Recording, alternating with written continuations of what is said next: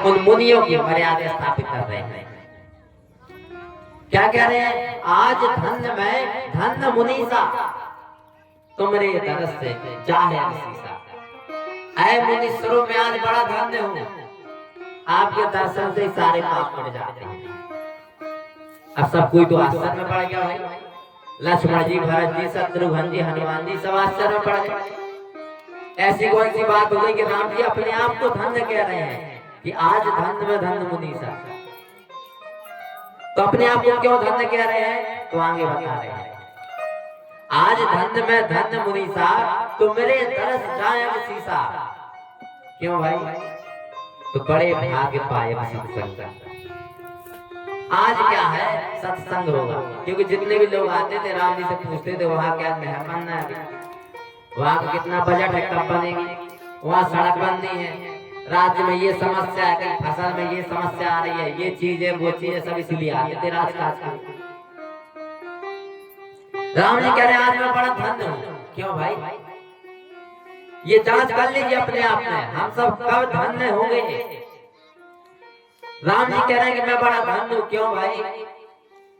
जो बुराई विकृति पाप वो मिट जाएंगे, क्योंकि बड़े भाग्य पाए सत्संग। अरे बड़े भाग्य, बड़े भाग्य। अब किस चीज का प्रमाण है? आप क्या बताएं कि आप भाग्यशाली हैं? भैया भाग्यशाली क्यों भाई? बड़े भाग्य पाए सत्संग। राम जी कह रहे हैं आज क्या है? मैं धन्य। क्यों भाई? सत्संग होगा। कौन सत्संग? बिना प्रयास हुए भवभंगा। बड़े भाग्य पाए सत्संगा और बिना प्रयास हुए भवभंगा। इस सत्संग के माध्यम से आप सहज मुक्त हो जाएंगे। ये मायावी बंधन, ये दुख कष्ट परेशानी सहज छूट जाएगी आप इससे। अब उनके बीच में सत्संग होता है, उसके बाद क्या? वो चारों बालक सनक सनंदन सनातन संत कुमार चले जाते हैं। अब राम जी के अंदर एक भाव आता है जब वो चले जाते हैं कि भाई हम राजकाज के लिए तो आए नहीं थे। राम जी के अंदर एक भाव आया कि हम भाई राजकाज के लिए तो आए नहीं थे, हम तो आए थे जीवों को उद्धार कल्याण करने के लिए। हम तो आए थे जीव को मुक्ति अमरता देने के लिए, जीव को ममता मोह आसक्ति से हटा के ज्ञान सेवा भक्ति देने के लिए, उसको दुख कष्ट परेशानी से हटा करके शांति परम शांति देने के लिए। हम तो धर्म की स्थापना के लिए आए थे। तीन ही कार्य के लिए भगवान आते हैं धरती पर। गीता में आया है कि यदा यदा ही धर्मस्य ग्लानि भवति भारतः अभ्युत्थानम् अधर्मस्य तदात्मानं सृजाम्यहम्। क्या है? भगवान स्वयं बता रहे हैं कि मैं जब धरती पर पूर्ण अवतार लेता हूँ तो अवतार लेने का कारण क्या रहता है? यदा यदा ही धर्मस्य ग्लानि भवति भारतः। हे भारत, हे अर्जुन, जब जब इस धरती पर क्या धर्म की हानि होने लगती है। धर्म की हानि माने लोग अपने मन के अनुसार जीवन जीने लगते हैं। भगवान के अनुसार जीवन जीना ये धर्म कहा जाता है। भगवान के विधान के अनुसार चलना ये धर्म कहा जाता है। लोग मनमाना अपने रुचि के अनुसार अपना लक्ष्य बना लेते हैं, उसी के लिए क्या है लगे रहते हैं। ये होती है धर्म की हानि।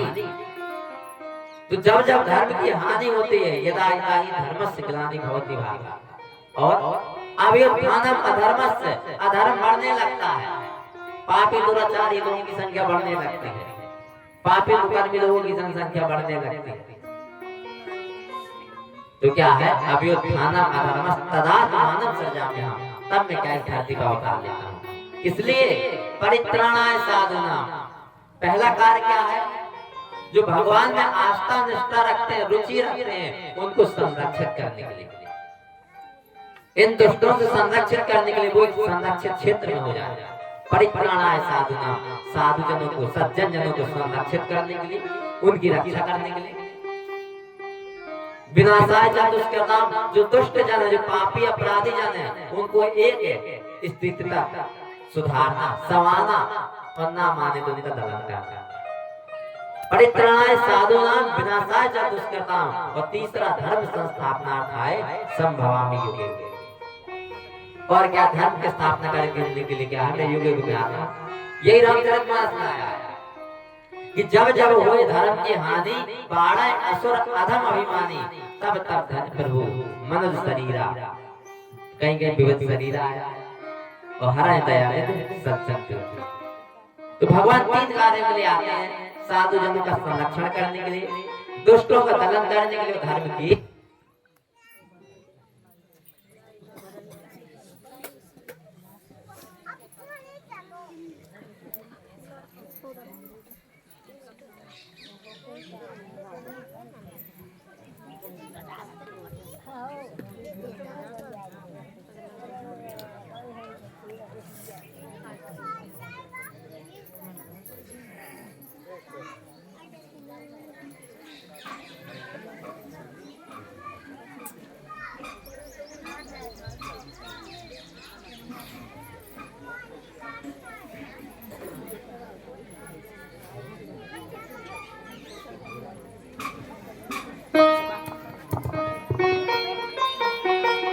प्रेम सोली सदगुरुदेव जी महाराज की जय। तो भगवान तो आते हैं 3 कामों के लिए, यही 3 काम रहते, दूसरा कोई प्रयोजन ही नहीं रहता धरती पर आने का।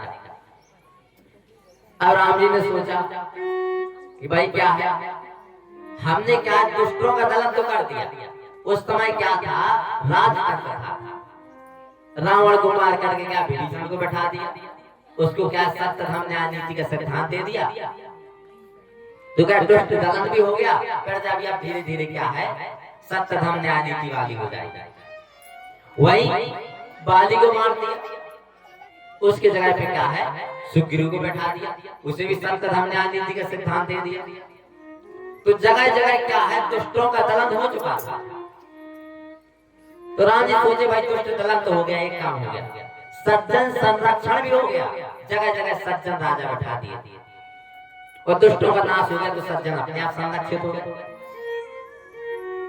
और तीसरा धर्म संस्थापन, लोगों के हृदय में धर्म की स्थापना करना, वो ज्ञान देना कि भगवान के अनुसार कैसे जीना है, भगवान का विधान क्या है, वो रह गया था। काफी लोगों को बता भी दिया था, हनुमान जी को बता दिया, लक्ष्मण जी को बता दिया, काकभूषण जी को बता दिया, सबरी माता को बता दिया, और भी है कुछ ना, लेकिन अभी पूरा कार्य शेष नहीं हुआ। क्या है, दुष्ट दलन हो गया, सज्जन संरक्षण हो गया, लेकिन धर्म संस्थापन वाला कार्य रह गया। राम जी ने सोचा भाई हमारी प्रजा बताओ कैसा जीवन जी रही है, देव दुर्लभ जीवन पा करके वही दुख कष्ट वाला जीवन जी रही है। बताया गया था कि दैहिक दैविक भौतिक तापा और राम राज्य का हुक्म व्यापा। राम राज्य में दुख कष्ट नहीं रहते, अयोध्या राज्य की बात नहीं हो रही है, राम राज्य में, भगवान के राज्य में ये सब नहीं होता।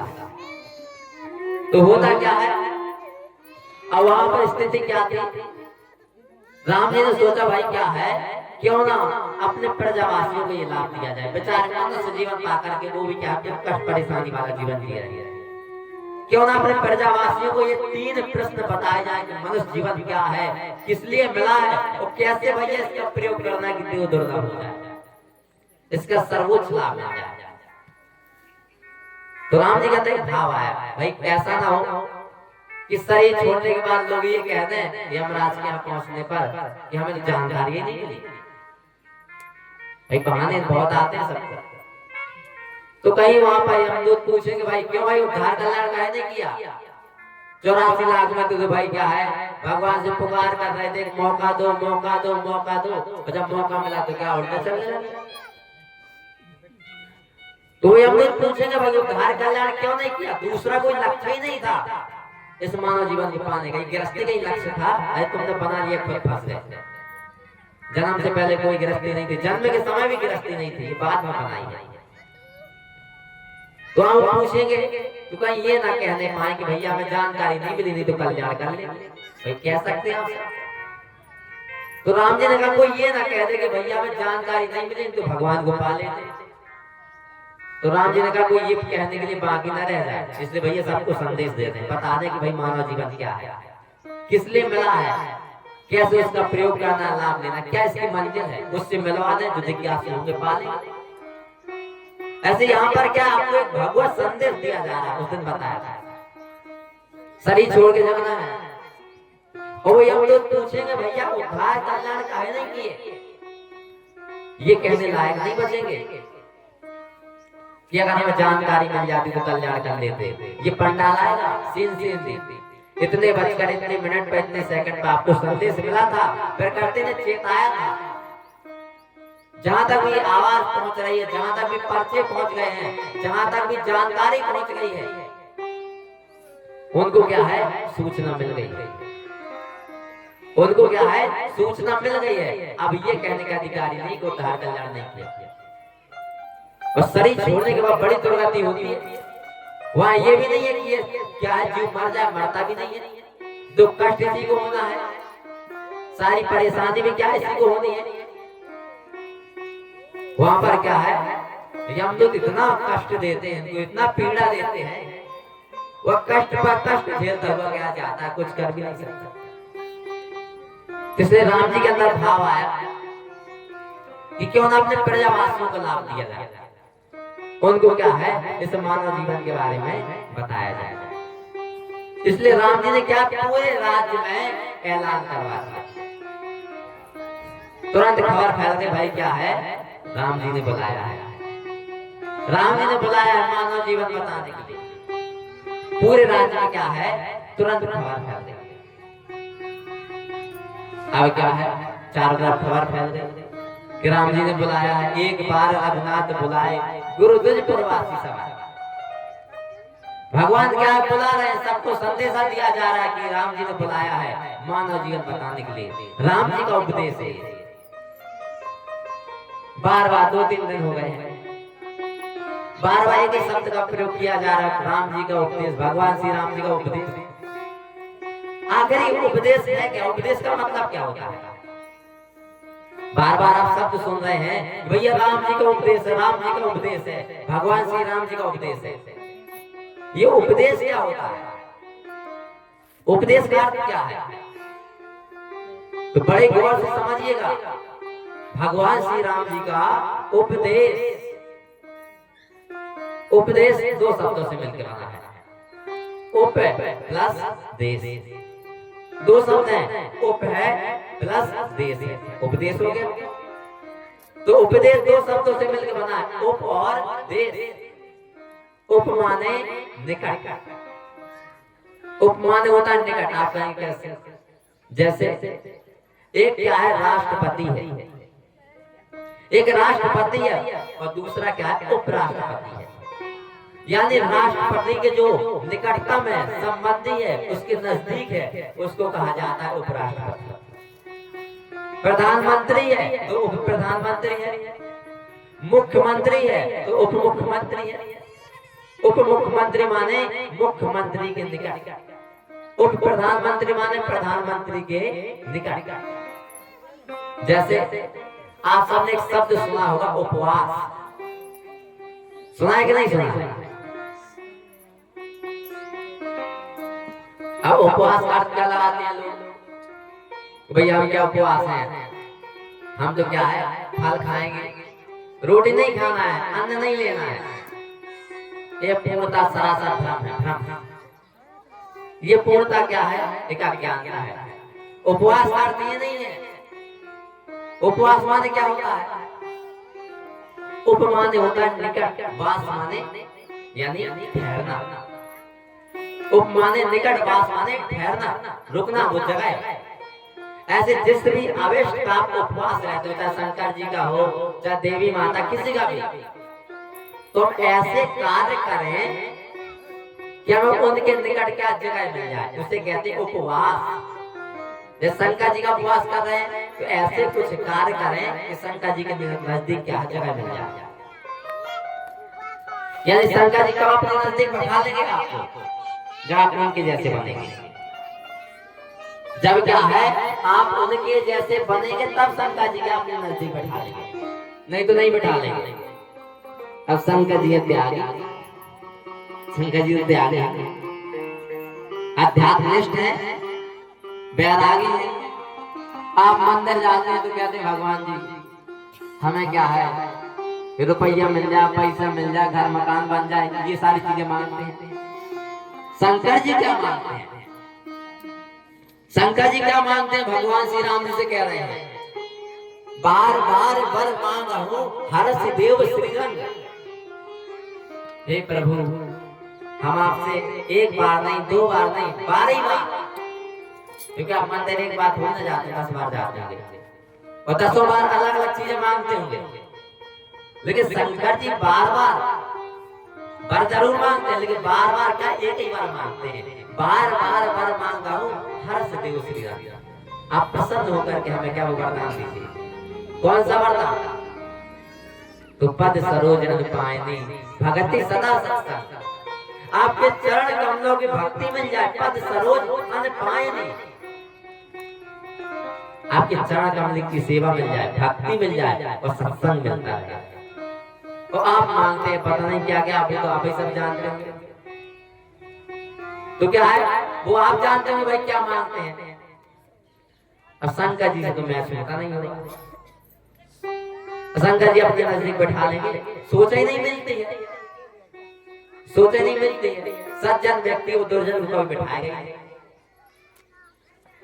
तो इस प्रकार से उपवास माने जिसका उपवास कर रहे हैं उसके निकट जगह मिल जाए। कब मिलेगी? जब उसके जैसे होंगे, उसके जैसा बनने का प्रयास करेंगे, उसके सिद्धांत पर चलेंगे। शंकर जी मांगते हैं ये सब भक्ति, सेवा, सत्संग, चरण कमल की सेवा आप मांगते हैं। तो उपवास का तात्पर्य निकलेगा। उप माने निकट, वास माने वो स्थान, जगह, वहां ठहरना। तो ऐसे ही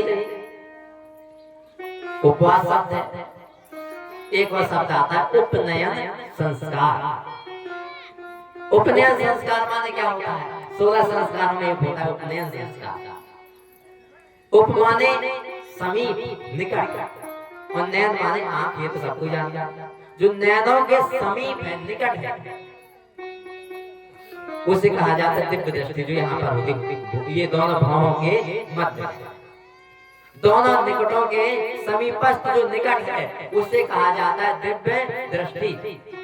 शंकर जी की तीसरी आंख कहा जाता है। आपने सुना होगा क्या भाई? शंकर जी का तीसरा नेत्र दिव्य दृष्टि कहा जाता है।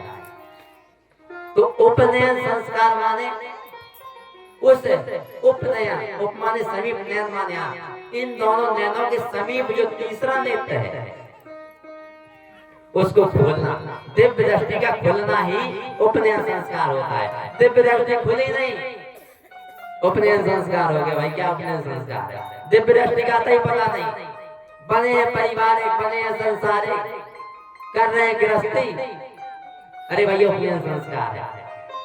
जबकि दिव्य दृष्टि का ही पता नहीं, दिव्य स्थिति का पता ही नहीं, ब्रह्म स्थिति का पता ही नहीं, उपनयन संस्कार हो गया। तो क्या है? ये दिव्य दृष्टि कहा जाता है तीसरा नेत्र। जब तीसरा नेत्र दिव्य दृष्टि, दूसरा नेत्र कौन सा है? अब काफी लोग कहेंगे कि ये 2 नेत्र हो गए। नहीं, ये एक नेत्र कहा जाता है, जिससे कहा जाता है स्थूल दृष्टि। ये स्थूल दृष्टि है, शरीर आंख, भौतिक आंख कहा जाता है, फिजिकल आई कहा जाता है, चर्म चक्षु कहा जाता है। ये पहली आंख है क्रमशः उठने के क्रम में। तीसरी आंख दिव्य दृष्टि है, पहली आंख स्थूल दृष्टि, तीसरी आंख दिव्य दृष्टि। तो दूसरी आंख कौन सी है? अभी तो विषय थोड़ा दूसरा चला जाएगा, नहीं तो बताते कि भाई कौन सी है दूसरी दृष्टि, कौन सी, कितनी आंखें होती है, कितनी दृष्टि होती है। तो इस प्रकार से उपदेश, उप माने निकट और देश माने जगह, यानी जहां से हम आप सभी आए हैं, यहाँ के थोड़ी ना है। यहाँ तो शरीर मिल गई माता पिता के माध्यम से कुछ समय के लिए, हमेशा नहीं रहना धरती पर, हमेशा के लिए नहीं मिली है, अरे कुछ समय के लिए मिली है। यहाँ के थोड़ी ना है, अरे यहाँ पर तो शरीर रस मिली है कुछ समय के लिए। हम सब क्या परलोक के थे, परलोक के, इस लोक के नहीं है। हम आप सबकी जो वास्तविक स्थिति है, अभी तो बहुत निम्न स्थिति हो गई है। अपने आप को शरीर मान के, मैं एक शरीर में, ये माता पिता है, ये मेरा परिवार है, ये संसार है। परिवार की स्थिति मान ली अपने आप की, शरीर की स्थिति मान ली, संसार की स्थिति मान ली। ये हमारी वास्तविक स्थिति नहीं है।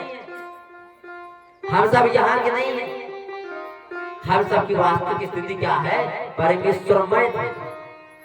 यानी जब ये संसार नाम की कोई चीज नहीं थी, ये शरीर नाम की कोई चीज नहीं थी, जीव नाम की कोई चीज नहीं थी, ये ग्रह नक्षत्र तारे आकाश गंगा ये कुछ भी नहीं था, ब्रह्मांड भी नहीं था, ये आत्मा ईश्वर ब्रह्म भी कुछ नहीं था, यहाँ तक कि आदि शक्ति भी नहीं थी, कुछ नहीं था, केवल एक था, वो कौन? परमेश्वर। और कुछ नहीं, सृष्टि नाम की कोई चीज नहीं थी, केवल वो परमेश्वर था। आप बड़े गौर से पकड़ते जाइएगा, क्योंकि यहीं से हम आप सब पतन क्रम को प्राप्त हुए हैं, यहाँ से गिर गए इस स्थिति से। कैसे गिरे? हम सब की वास्तविक स्थिति क्या थी? कुछ नहीं था, केवल एक परमेश्वर था, नहीं आकाश पृथ्वी सूरज तारे कुछ नहीं, न ये शरीर, न जीव, न आत्मा, न आदि शक्ति थी, केवल एक परमात्मा था, उसी में सब समाये था। इसे कहा गया भागवत महापुराण में अहमेवा सविभाग्रे, क्या है? चतुर्श्लोकी भागवत का पहला श्लोक है। ये जब सृष्टि नाम के कुछ नहीं थी चीज, फिर भी मैं था, भगवान कह रहे हैं। तो होता क्या? भगवान के अंदर एक भाव आता है। कैसा भाव आता है? कि कुछ हो, कुछ हो। अब भाई उसे खेती तो है नहीं, कोई काम तो है नहीं, ना खेती है, ना गृहस्थी है, ना बिजनेस व्यापार, कोई काम ही तो नहीं है उसे। तो उसके अंदर एक भाव आया कि कुछ हो तो भाई क्या हो, फेल होना है। उसी होने के क्रम में क्या है? भगवान से एक शक्ति प्रकट होती है आदि में। पहले कुछ नहीं था, केवल परमेश्वर था। जब उनके अंदर एक भाव आया कि कुछ हो, तो तुरंत उनके अंदर से एक शक्ति प्रकट होती है, जो क्या है? तुरंत क्या होना है? तो भाई भगवान का खेल होना है। क्या होना है? तो खेल होना है भगवान का, और कोई काम तो है नहीं। तुरंत भगवान के अंदर से वो शक्ति प्रकट होती है आदि में। भगवान तो अनादि है, अनादि मत परम ब्रह्म ना तत्सत ना सत्युच्यते, गीता 13 श्लोक। भगवान अनादि है, आदि से भी पहले, वो अंत के बाद भी रहने वाला है, इसलिए अनंत कहा गया है, अनादि और अनंत। तो भगवान के अंदर क्या है? एक भाव आया कि कुछ हो, वो शक्ति प्रकट हुई आदि में, इसलिए उसका नाम पड़ा आदि शक्ति। उसी ने ये सारे क्या है? ये जड़ जगत की रचना की है। तो भगवान ने क्या है? ये संसार रचा, इस मायावी खेल को रचा, और फिर क्या है? हम आप सभी जीवात्माओं को भेजा। हम सब क्या थे? उस परमेश्वर में समाहित थे, परमेश्वर में स्थिति थी, ना कुछ चिंता थी, ना कोई परेशानी थी, परम शांति, परम आनंद वाला जीवन था। अब होता क्या है? भगवान ने हम आप सभी जीवात्माओं को भेजा, और कोई भी पिता है जब अपने लड़के को भेजता है तो बताता है कि भैया वहां कैसे रहना है, सब व्यवस्था देता है, खर्च देता है कि नहीं देता है? जब सामान्य व्यवहार में एक पिता अपने पुत्र को सब खर्चा देता है, व्यवस्था देता है, सब बताता है कैसे रहना है, तो भगवान ने नहीं बताया होगा? बताया। उसने क्या? जब हम आप सभी जीवात्माओं को संसार में भेजा तो बताया ये दो से बनी दुनिया है, ये बड़ा जादुई खेल है, जैसा दिखाई देता है वैसा होता नहीं है। यहाँ सब क्या है? लुभावनी विषय वस्तुएं हैं। तुम्हें क्या करना है? वहां पर जाना है, वहां पर क्या? ज्ञान सेवा भक्ति वाली स्थिति में रहना है। भगवान ने हम आप सबको वो ज्ञान दिया था कि संसार में क्या ग्रहण करना है और क्या त्याग करना है, किसे ग्रहण के भाव से देखना है, किसे त्याग के भाव से देखना है। भगवान ने क्या है? हम आप सबको वो जानकारी दी थी, वो विधान दिया था, जिसे कहा जाता है धर्म, जिससे क्या है? हमें संसार में फंस नहीं पाते। भगवान ने क्या किया? हम आप सभी जीवात्माओं के संसार में भेजा और कहा ये दुनिया मैंने क्या अपने आनंद मजा के लिए बनाई है, तुम भी इसका लाभ लो। ये दुनिया हमारी नहीं है, लेकिन हम आप सबके लिए है। जाओ इस संसार में आनंद मजा लो, लाभ लो, और फिर क्या? पुनः वापस मेरे यहाँ आ जाना। तो क्या आनंद मजा कैसे लेंगे? संसार का लाभ कैसे मिलेगा? फिर वापस कैसे आएंगे? उसके लिए क्या उन्होंने ये मनुष्य शरीर दी। ये मनुष्य शरीर क्या? भगवान की निज शरीर है, क्या बहु की कर करुणा न रही। उसने दया कृपा करके हम आप सभी जीवात्माओं को गाड़ी दे दी। कहा यही एक ऐसी गाड़ी है जिससे तुम हर चीज को जान देख पा सकते हो। इसी गाड़ी के माध्यम से सारे संसार का लाभ ले सकते हो। ये संसार परम शांति परम आनंद का घर है। क्या ये गाड़ी थी? और यही गाड़ी में इतनी क्षमता है कि तुम पुनः वापस आ सकते हो। अन्य कोई गाड़ी नहीं है। गाय के शरीर से आप वहां नहीं पहुंच पाएंगे उस परमेश्वर के यहाँ। गाय भैंस कुत्ता बिल्ली के शरीर से नहीं पहुंच पाएंगे। यही एक ऐसी गाड़ी है जिससे आप पहुंच सकते हैं। परमेश्वर की निज शरीर है। भगवान हमेशा इस धरती पर पूर्ण अवतार लेते हैं इसी मनुष्य शरीर से। इसलिए इसमें वो क्षमता है हर चीज को जानने, देखने और पाने की। इसलिए ये देव दुर्लभ है। क्यों भाई? परमेश्वर की निज शरीर है, परमेश्वर वाली आकृति है। इसलिए ऋषि महर्षियों ने अनमोल रत्न का भैया कोई मोल नहीं है, परमेश्वर की आकृति है। उसने हम आप सबको ये गाड़ी दी कि जाओ ये सारे संसार का आनंद मजा लाभ दो, लेकिन एक विधान के तहत। हम आप सबको विधान दिया था कि संसार में कैसे रहना चलना है, लेकिन साथ में एक चीज की मनाही की थी। एक चीज की क्या है? उसने मनाही की थी, एक गलती मत करना, सब गड़बड़ हो जाएगा। सारे संसार का आनंद मजा लो, लाभ लो, सब कुछ लाभ लो, लेकिन एक गलती न करना। एक गलती कर दो तो सब गड़बड़ हो जाएगा। एक विधान दिया था, उसके अनुसार चलो, प्रकृति तुम्हारी वहां सहयोग करेगी। तुम इस संसार में आना, प्रकृति तुम्हें जिस समय जिस चीज की जरूरत होगी, रोटी की, कपड़ा की, मकान की, साधन की, सम्मान की, ऐश्वर्य की, भोग की, हर एक विषय वस्तु तुम्हारे लिए उपलब्ध रहेगी। बस जिसलिए मैं भेज रहा हूँ वो कार्य करना है। एक विधान दे दिया, धर्म विधान। मनुष्य शरीर दे दिए, शरीर के माध्यम से घूमना फिरना, आनंद मजा लेना फिरा। लेकिन एक चीज की मनाही कर दी, कहा कि ये काम मत करना। अगर ये काम कर दिया तो प्रकृति तुम्हें दंड देगी, यही संसार तुम्हारे लिए दुख का घर बन जाएगा। एक गलती न करना। कौन है वो गलती? वही सब गलती कर रहे हैं। जिस चीज की मनाही थी वही गलती करने में लगे हैं सब। एक ही चीज की तो मनाही की थी, बाकी की मनाही नहीं की थी। अरे सब भूमि ना संसार किसके लिए बना है? कुत्ता बिल्ली के लिए नहीं बना है, कुकर सुअर के लिए नहीं बना है। अरे हम आप सब के लिए बना है। जो चीज हम आप सब के लिए पहले से बनी है, उसके लिए क्या परेशान होना है? बताइए ना। जब पता है कि पिताजी की दौलत लड़के के लिए ही है, तो क्या बारिश बन जाए ना, अधिकारी बन जाए, दौलत तो उसी के लिए है। पिताजी किसके लिए कमा रहे हैं? लड़के के लिए ना। वो क्या है? योग्य बना रहे, अधिकारी बना रहे, वारिस बना रहे, पिता के अनुसार चलता रहे। ऐसा दौलत उसी के लिए है। ये सारा संसार हम आप सब के लिए ही है पहले से। इसके पीछे क्या भागना है? अरे हम सब के लिए, हम सब के पिता का है, उस परम पिता परमेश्वर, उसके अनुसार ही तो जीवन को रख देना है। जो अभी तक आप अपने मन माने लेके चल रहे हैं, उसने केवल एक चीज की मनाही की थी, ये न करना। बाकी सब कर लेना, कोई दिक्कत नहीं। अगर ये गड़बड़ी की तो यही संसार दुख का घर बन जाएगा। और जहां भी तुम संबंध जोड़ोगे वहीं से धोखा मिलेगा, वही स्वार्थ से जुड़े रहेंगे। यमदूत भी उल्टे हो जाएंगे, यमराज भी उल्टे हो जाएंगे, देवी देवता सब उल्टे हो जाएंगे, तुम्हें कष्ट देने लगेंगे। वही गलती सब कर रहे हैं जिस चीज की मनाही थी। कौन है वो गलती? जरा विचार कीजिए, कौन है वो गलती जो हर कोई करने में लगा है?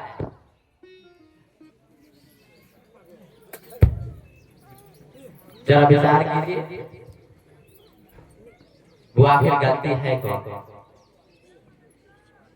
अभी तो 2 दिन का सत्संग कार्यक्रम अभी बाकी है।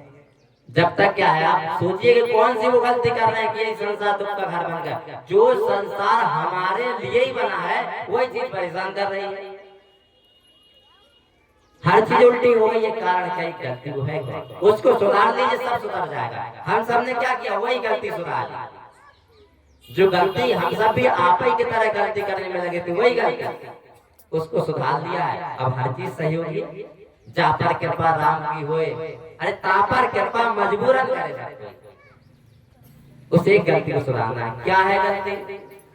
जरा विचार कीजिए। मनुष्य है, विचारशील प्राणी है, विचार कीजिए कौन सी गलती करने में लगे हैं। अगर जीवन में दुख कष्ट परेशानी है, चिंता है, कमी है, अभाव है, अपूर्ति है, गलती कर रहे हैं। कौन है गलती? अभी बता देंगे तो 2 दिन नहीं आएंगे, तो वो जानेंगे हम कल कि वो गलती क्या है जो हर कोई करने में लगा है। ये तो समस्या है। और समाधान वो सुधरेगी कैसे, ये जानेंगे हम कल। 2 दिन का और शेष है कार्यक्रम। तब तक आप क्या है और भी बंधुजन को बता दीजिए कि भैया 2 दिन का बचा है सत्संग कार्यक्रम, लाभ ले लीजिए, दोबारा मौका नहीं मिलेगा। प्रेम सोली श्री सद्गुरुदेव जी महाराज की जय, परम पिता जी परमेश्वर की जय।